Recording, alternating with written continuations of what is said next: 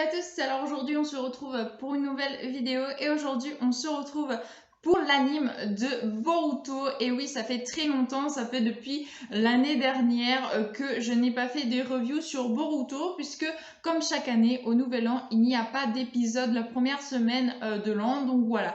C'est pour ça que cette fois-ci je vous retrouve aujourd'hui pour vous tourner cette petite vidéo de l'anime donc qui est sortie hier et que moi j'ai la chance de pouvoir vous tourner et vous poster aujourd'hui. Donc on se retrouve pour l'épisode numéro 181 et cet épisode on le découvre avec un nouvel opening qui était prévu. Il était prévu la semaine dernière, j'en ai entendu parler, donc voilà, c'est pour ça que je vous en ai pas parlé avant, mais je me doutais que l'opening n'allait pas tarder à changer. Donc on a un nouvel opening qui me fait énormément penser à certains passages, notamment quand Boruto et Kawaki on les voit avec du rouge et avec du bleu. Donc en fait Boruto il est à la place de Sasuke et Kawaki il est à la place de Naruto, ce qui est très logique vu la suite, mais bon, moi je vais pas trop vous en parler puisque voilà, je ne spoil pas ceux qui lisent pas le scan. Donc ce passage là fait penser à un opening également Shippuden. Je vais vous mettre les deux images juste ici, voilà, pour une fois il y aura des images dans ma vidéo.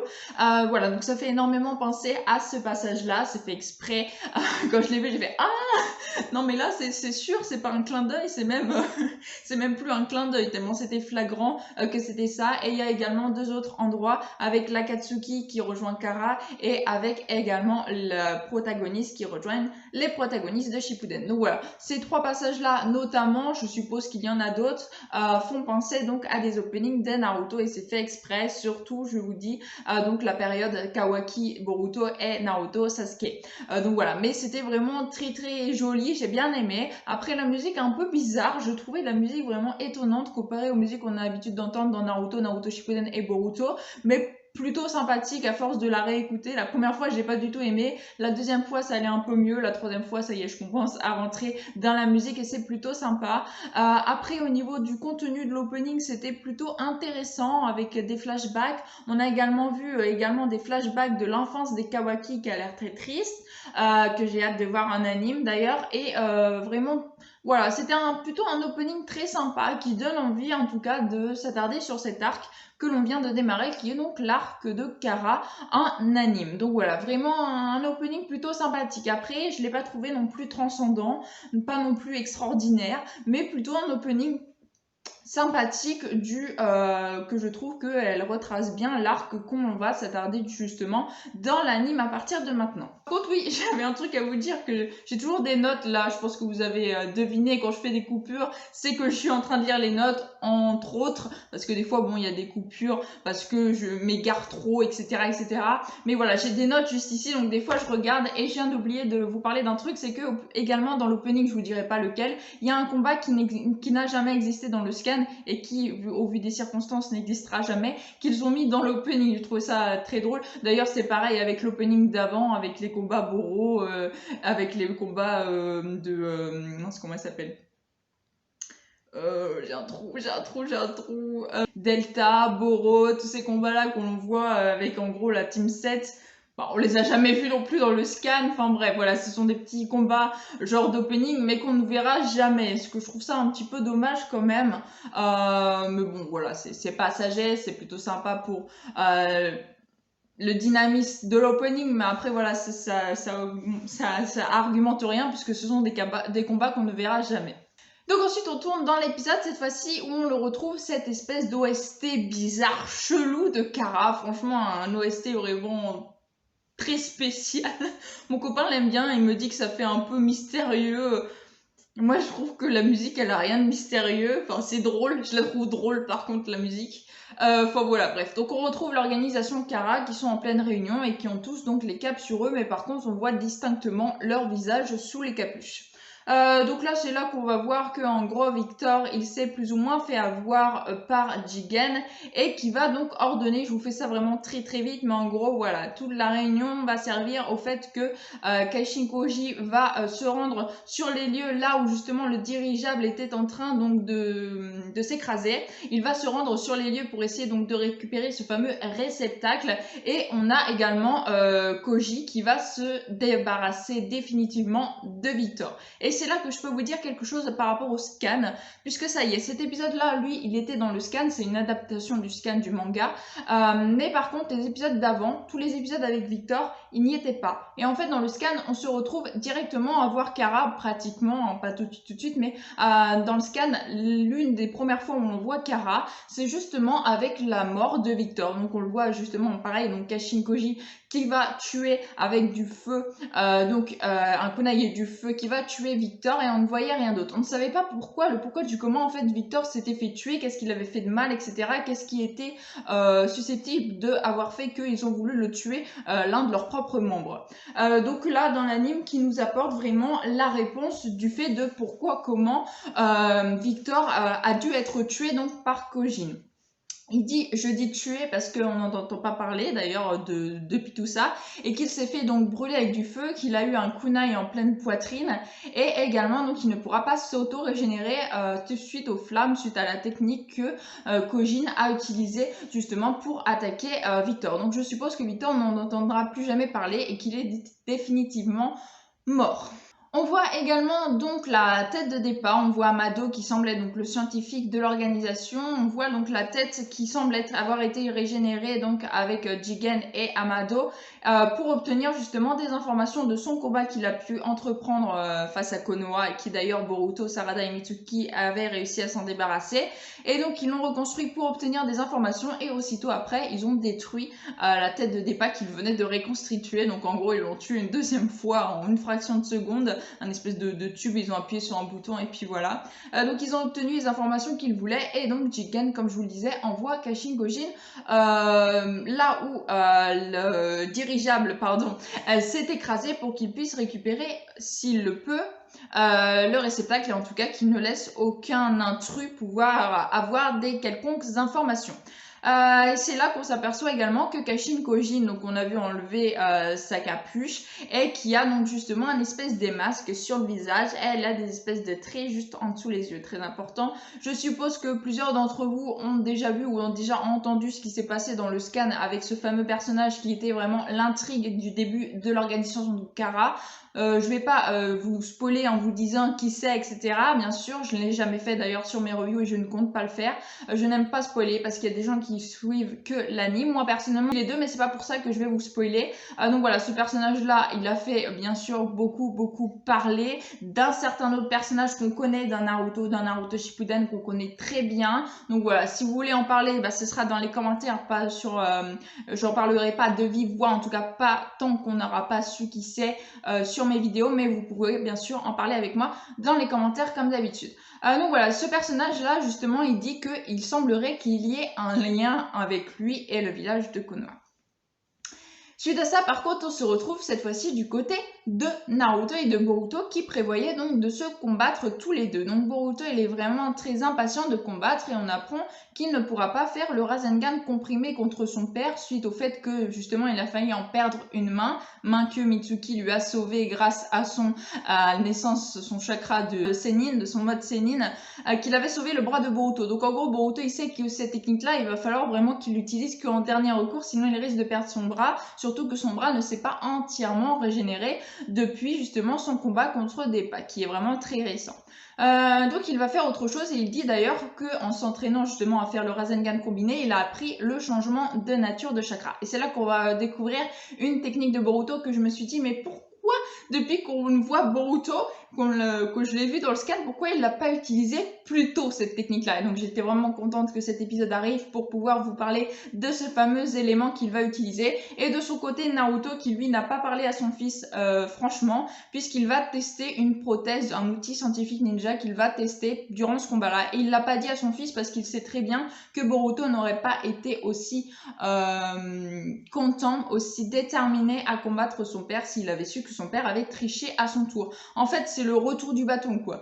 Il ne dit pas à son fils qu'il va tricher, et son fils, lui, du coup, il est déterminé à le faire, mais il n'aurait pas été déterminé s'il avait su que son père, il utilisait un outil scientifique ninja, qui est vraiment lâche, je trouve, de la part de Naruto. Après, je comprends le fait que Boruto n'aurait pas été déterminé à faire le combat s'il avait su ça à l'avance, mais j'ai pas aimé le fait que Naruto lui dise pas ça. Bref, donc s'ensuit le combat. Un combat que j'ai adoré du côté de Boruto, pas de celui de Naruto, j'avoue. Parce que Boruto, il fait vraiment toutes les techniques qu'il a. Il fait donc son espèce de son multiclonage, il fait son Rasengan, il fait ce Shuriken avec son Raitan, il fait également la paume de la bourrasse, donc la technique en gros qu'il tient du clan Hyuga de sa mère. Enfin bref, il fait vraiment son Boruto Storm, là où il se projette.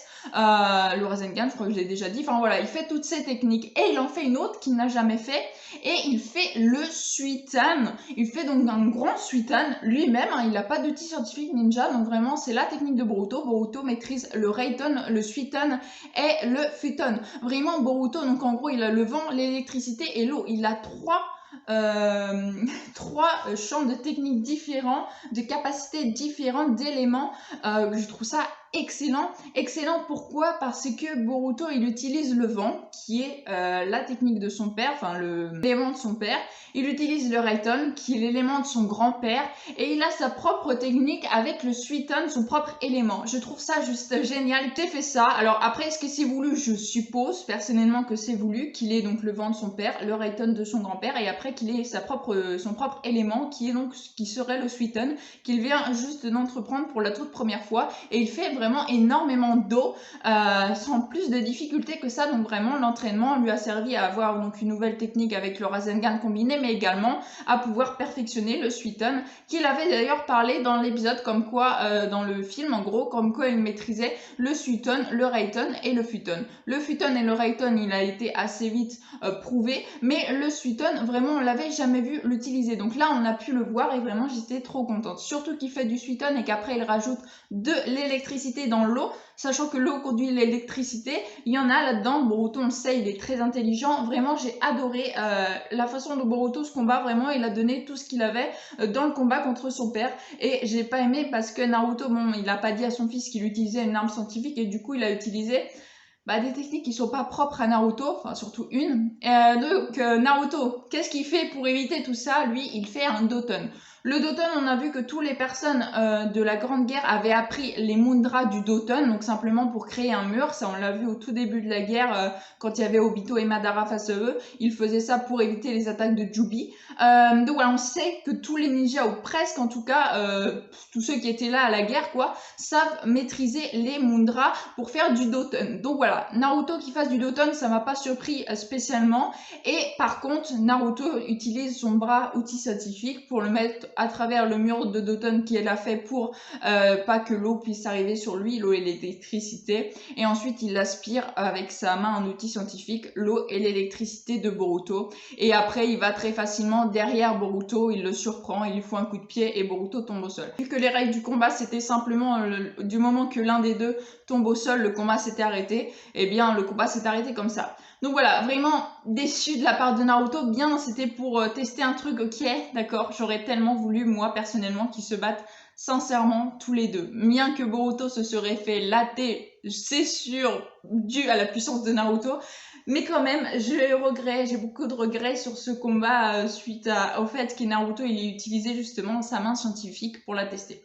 Bref, ensuite, on a donc Boruto qui se retrouve dans le bureau avec Mitsuki et Sarada et Naruto qui sont là pour justement expliquer ce qu'il a fait durant ce combat. Boruto n'est pas bête, il a vite compris à la fin du combat que la main était restée dans le truc, donc ça ne pouvait être qu'un outil scientifique. Et puis Naruto, jamais il a pu aspirer à des techniques. Il s'est tout simplement demandé à Katasuke justement de s'inspirer des Otsutsuki, donc d'avaler les jutsu. Par contre, il ne peut pas les recracher avec la protège, mais il peut aspirer les jutsu grâce justement à cette protège d'outils scientifiques ninja créée par Katasuke. Donc on a Boruto qui d'ailleurs dit à son père après avoir découvert donc le poteau rose, en fait c'est fais ce que je dis, pas ce que je fais. C'est exactement ça. Naruto, il lui rabâche de pas utiliser ça, et finalement c'est lui qui l'utilise sans lui dire. Bref, c'est vraiment le retour du bâton du film, quoi. C'est totalement ça. Bon bref, là je pense que tout le monde ne pourra pas dire le contraire de ne pas approuver ce que Boruto dit par rapport à son père. Bref, suite à ça, on a Sasuke qui intervient, Sarada qui est surpris de le voir. D'ailleurs, Sasuke a assisté au combat Naruto, Boruto, il était derrière, mais il a assisté. Et donc Sasuke qui dit qu'il est toujours en train d'enquêter sur Kara et patati patata. Ça s'arrête plus ou moins comme ça. L'épisode s'arrête comme ça du côté donc de Konoha, mais après on y retourne donc du côté du dirigeable, cette fois-ci avec Mugino et Konohamaru qui s'attardent donc sur le dirigeable qui rentre dedans. Et ils ont d'ailleurs les oreillettes que dans un précédent épisode, Denki était en train de mettre au point, justement, mais la portée n'était pas suffisante. Et là, justement, son espèce d'oreillette se bloque, il ne peut plus, il n'interfère plus avec Konoha. Et donc, il se dirige dans le vaisseau, il voit que la portée n'est pas assez longue, mais il découvre un espèce de coffre, donc le coffre qui était rentré justement dans le dirigeable via Victor et Jigen et tout ça qu'on avait vu dans un épisode précédent. Donc voilà, et on voit que justement c'est ouvert et que c'est vide. Et suite à ça, on a Mugino qui rentre par la suite dans le vaisseau également, qui regarde ce que Konohamaru fait tout en justement regardant leurs arrières quand même parce que c'est un vaisseau inconnu. Et derrière eux justement il y a une espèce de jambe, une espèce de bruit qui fait un peu penser à une marionnette quand vous regardez bien quand Araya ou quand Kankuro utilise ou même Sasori utilisait des marionnettes, ça fait ce bruit là les marionnettes, donc une espèce de marionnette je suppose qui se dresse derrière eux, donc face au dirigeable mais derrière Mugino et Konohamaru. Et l'épisode se termine comme ça avec un nouvel ending, le nouvel ending que j'ai personnellement, je vais être crue, mais clairement je l'ai trouvé dégueulasse. Cet ending là vraiment il est en 3D, déjà la 3D dans les mangas j'ai beaucoup de mal à l'apprécier, pour moi le manga c'est vraiment du 2D, c'est du dessin. Et là, ils nous mettent la 3D et c'est de plus en plus récurrent dans les mangas, surtout en arrière-plan. Et j'aime pas du tout cet effet-là. Bref, j'ai pas du tout aimé le ending. Donc voilà, on voit Boruto, Sarada et Mitsuki en train de faire du roller et la planche, du skate. Voilà, en 3D et c'est dégueulasse. Bref, voilà, l'ending, je vais pas m'attarder dessus, je l'ai pas du tout aimé. Par contre, durant l'épisode, vraiment, c'était un très bon épisode, donc une adaptation bien sûr du scan, et normalement on a encore 3 épisodes sur des adaptations du scan. Donc épisode très intéressant. Après j'ai énormément peur d'hors-série, d'énormément de hors-série avant de reprendre la trame principale, parce que là quand même ça fait pas mal d'épisodes qu'on s'attarde plus ou moins sur la trame principale, parce qu'avec Victor, ça manquait au manga, je trouve que c'est quelque chose qui manquait, comme je vous en avais déjà parlé. Ils ont rectifié ça dans l'anime, donc après, est-ce qu'ils vont mettre plein de flashbacks sur quelque chose ou sur des choses qu'on connaît pas, je ne sais pas trop, mais ça fait peur. Donc voilà, le prochain épisode sera centré sur Ao qui semble connaître Kashin Koji. Donc voilà, ça promet d'être très intéressant. Moi j'ai vraiment hâte de voir ce qui va se passer du scan, vraiment, que j'ai vraiment hâte de voir en adaptation d'animé. Mais voilà, vraiment en tout cas un très très bon épisode. Un plutôt bon aussi opening, par contre bon le ending on va vite l'oublier, en tout cas moi je vais vite tenter de l'oublier. Donc voilà, en tout cas j'espère que vous aurez aimé cette petite vidéo, que vous aurez passé un bon moment en ma compagnie. Si vous avez aimé, n'hésitez pas à liker, à commenter, à partager et à vous abonner, ça me ferait vraiment très très plaisir. Je vous souhaite une excellente fin de journée, portez-vous bien et moi je vous dis à la prochaine. Ciao ciao.